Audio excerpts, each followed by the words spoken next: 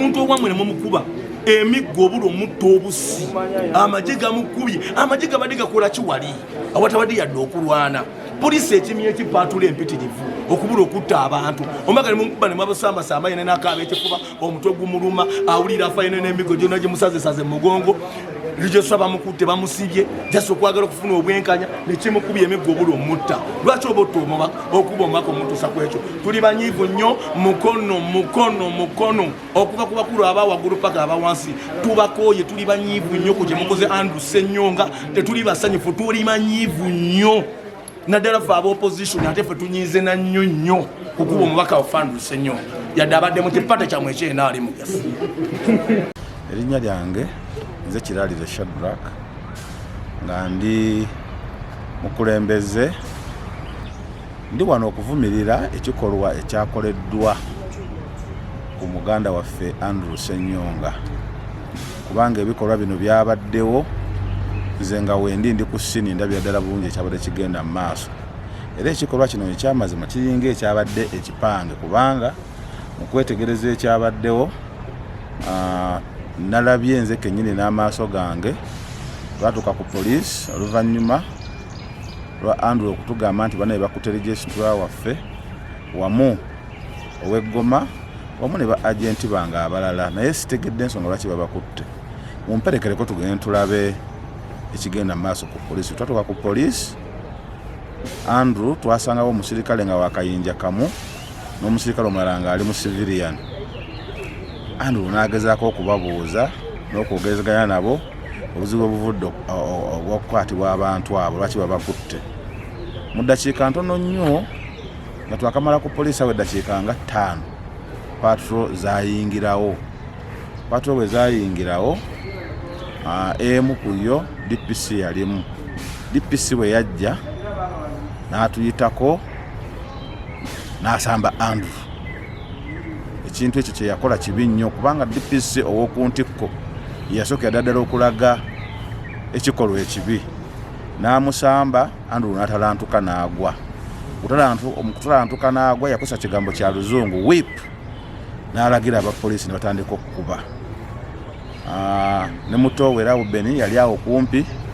ne batandika okukuba. Poliisi awo twaliwo nze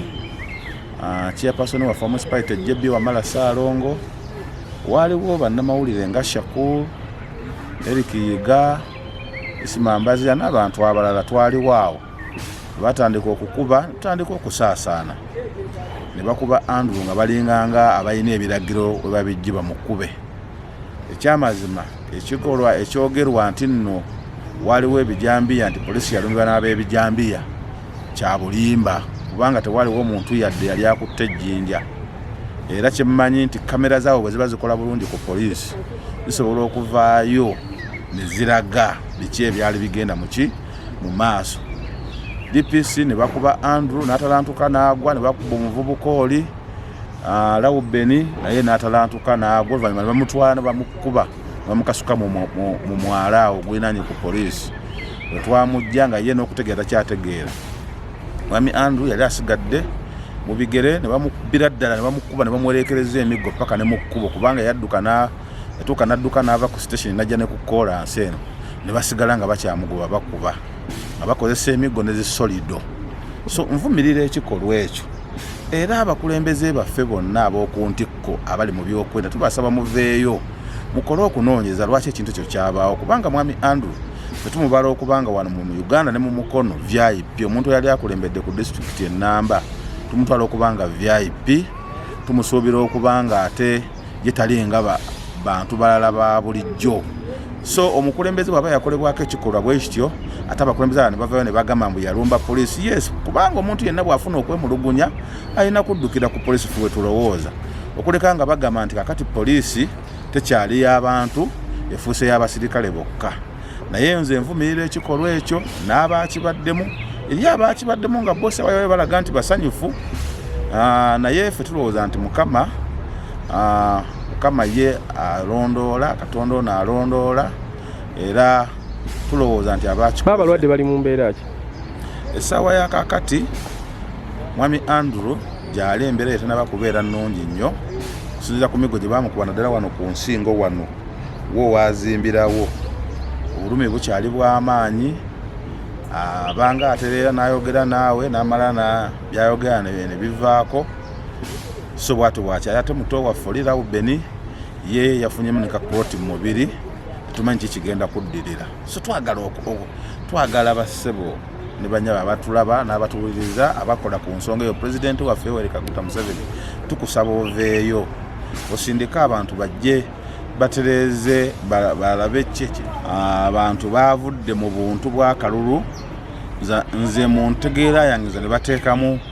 oba oli awo ebizibu byabwe nvumirirwa nnyo ekikolwa ekyo era nsaba ab'ebyokwerinda abali waggulu baveeyo bajje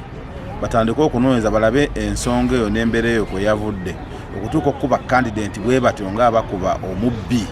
ate nga kandidenti musajja wa buvunaanyizibwa amaze ebbanga nga muweereza mu bukulembeze bw'emukono ensonga eyo tugivumirira nnyo era n'ababadde emabega w'ekikolwa ekyo twagala okubategeeza nti omulundi guno bo bennyini be bagenda okutta obululu bwa mukono kubanga ne bannaye NRM abawagizi ba Andrew Ssenyonga si basanyufu ate oba oli awo n'abawagizi era bamukyala Nabatanzi Daisy nabo era si basanyufu olw'ekikolwa ekyo ekyakoleddwa kubanga omuntu ne bwabeera mubi teri muntu ayagala munne atuukeko buzibu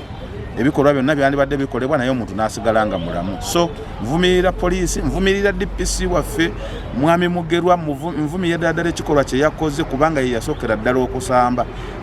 bano ba juniors bagenda okuvayo okutandika okuba nga ye yasoose okubalaga ekyokulabirako nkivumirira ekikolwa ekyo si kirungi era DPC bw'abanga agenda kutambulira mu mbeera eyo tuwozaffe nga abantu abatuuze abali mu mukono tuzina gye tugenda kuddukira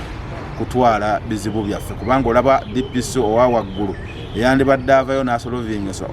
kubanga n'abakyali kyangu nnyo okukwata Andrew ne bamuyingiza ne batuula naye abalala ne babagamba mutambule muve wano era abantu bandikikoze eki bandikikoze n'omuwendo ogwogerwako nti abantu abalumye poliisi babadde nga 10 bya bulimba awo ku poliisi awo akajjako tekagenda mu bantu 10